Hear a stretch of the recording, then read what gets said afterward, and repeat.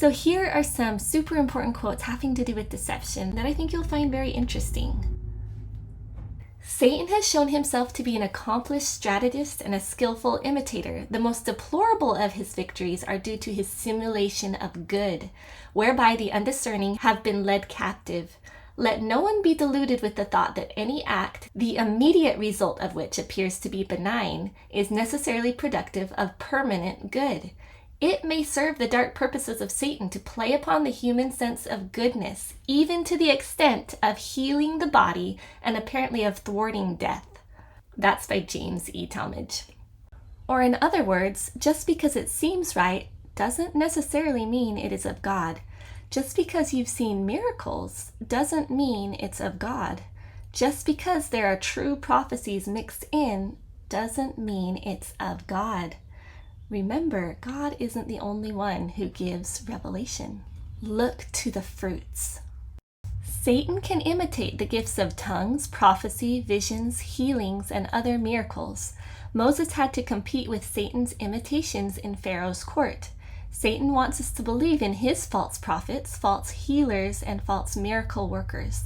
They may appear to be so real to us that the only way to know is to ask God for the gift of discernment.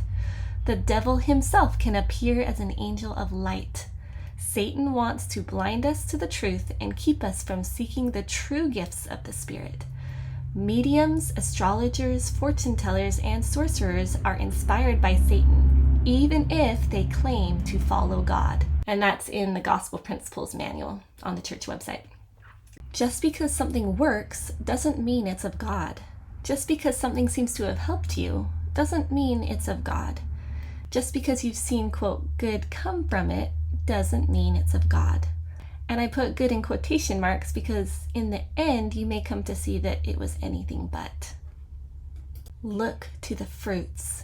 Jesus Christ himself said, "There shall also arise false Christs and false prophets, and shall show great signs and wonders, insomuch that if possible they shall deceive the very elect." The prophet Joseph Smith said, "False prophets always arise to oppose the true prophets, and they will prophesy so very near the truth that they will deceive almost the very chosen ones." Christ said, "Beware of false prophets, which come to you in sheep's clothing, but inwardly they are ravening wolves. Ye shall know them by their fruits. Do men gather grapes of thorns or figs of thistles? Even so every good tree bringeth forth good fruit, but a corrupt tree bringeth forth evil fruit. A good tree cannot bring forth evil fruit, neither can a corrupt tree bring forth good fruit.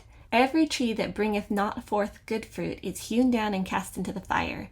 Wherefore, by their fruits ye shall know them." That's from Matthew 7.